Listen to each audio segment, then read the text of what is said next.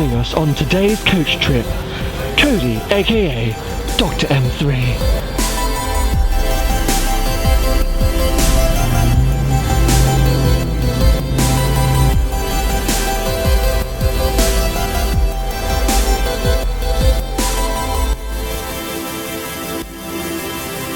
I forgot how quick this thing is!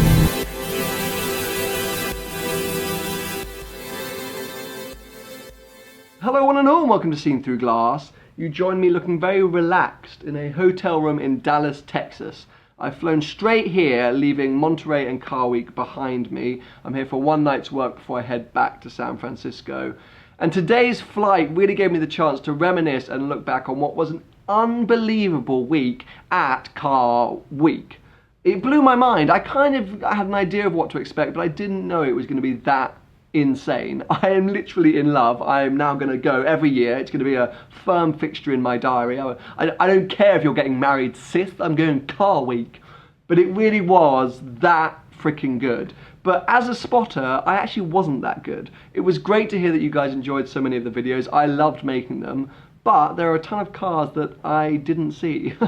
Blue Laughs, P1s, Salamandrins 918, as you guys kept telling me I was missing. But it was that kind of week where there was so much going on, you simply couldn't cover all the ground. However, I did see some cars that I absolutely love. So what I thought I would do was go back and pick out some of my favorites from the 2016 Car Week.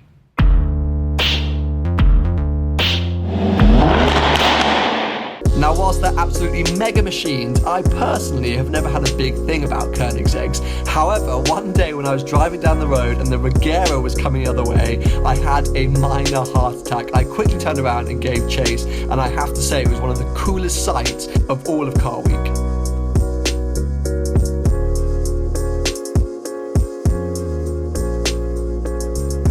Next up, we have a car that didn't make it into any of my videos actually, but it was the Ferrari 430 Scuderia. I was driving along one day when it came past me and I was like, oh, that's cool, a Scud. And then as it drove past, I heard the most outrageous exhaust noise ever. I'm not entirely sure what exhaust the guy had put on the car, but it basically sounded like an actual F1 car. I followed it for about 15-20 minutes and it was literally an oral orgasm. Oh my God! Can you hear this thing? It's an F1 car! It is an F1 car. I have no idea what exhaust pipe is on it. It's obviously a Scud, Ferrari F430 Scuderia. And it drove past me. I turned around to hunt it down and oh my God, it is so worth it. This thing sounds incredible.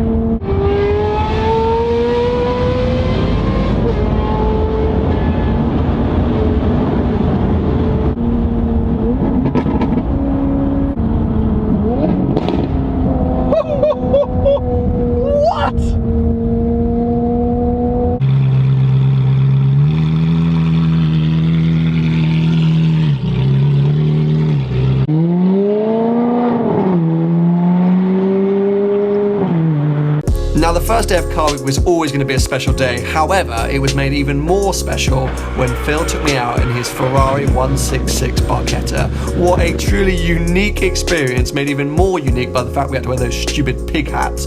But I will never forget such an awesome time as going out in the passenger seat in such a historic Ferrari. Now, I'll always try and include a LaFerrari in any list of favourite cars that I'm compiling, and the one that was basically satin black at Mecum Auctions definitely has to be the one that makes this list. Always cool to see a LaFerrari that's not red. To see one in such a unique colour made it even that more special.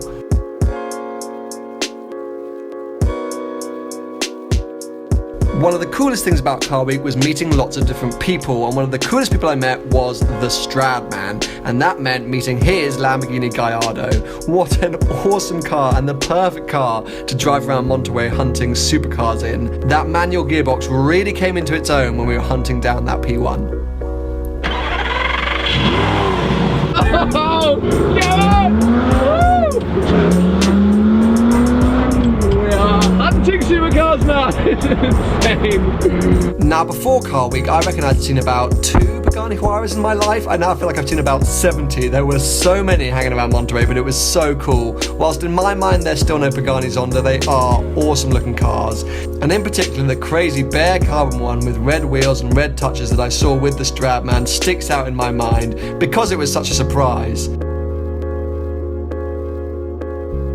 Now, seeing any P1 is always a pleasure, but when it's the first hypercar that you see on the roads of Car Week, it's always going to stick on your mind. So, the blue P1 had to make this list. I can see it. My first hypercar on the road of Car Week. Now, whilst a bit controversial, I personally love the 488, and this Novatec Tune one, for me, was the dream.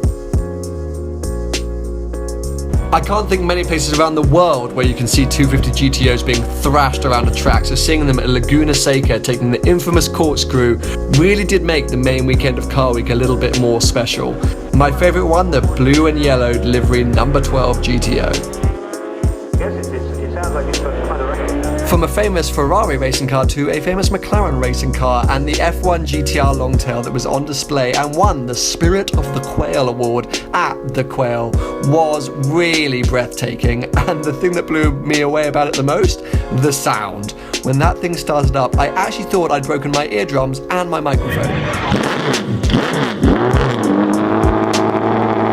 Now, this list is getting on a bit, so a couple of special mentions just quickly have to go to the black Maserati MC12, which was built for Michael Schumacher. What was very cool about that car is it had 2 little scratches on the paintwork which Schumacher caused, and the owners have left them in the paintwork. They could have polished them out, but they left them in because obviously Schumacher's heritage is so special.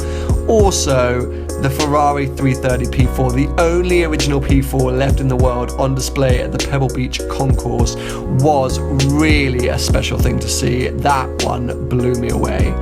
However, we have to move on to what was my favourite car of all of Car Week, and it may come as a surprise to you guys that it was actually the 250 short wheelbase that me and the Stradman found. Now, since finding it, we've been led to believe that it's actually a replica or a restored car, but I just simply don't care.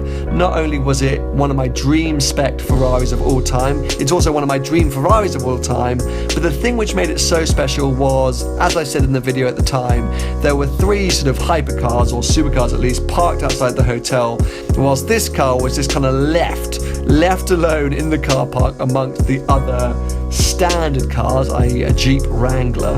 And it just summed up Car Week for me. The fact that these incredible multi-million-dollar pound cars were just absolutely everywhere, and a car that is personally very special to me was just left as if it were a Ford Fiesta. Not that Ford Fiestas aren't special.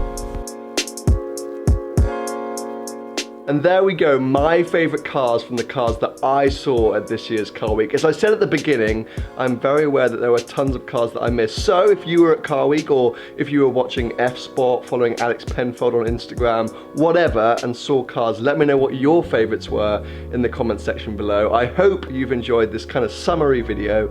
Give it a thumbs up if you have, and make sure you subscribe for all the videos still to come. Today at Car Week, I'm headed to Laguna Seca Raceway. Oh my God, shave my head and call me Susan. There's only a bloody laugh here as well.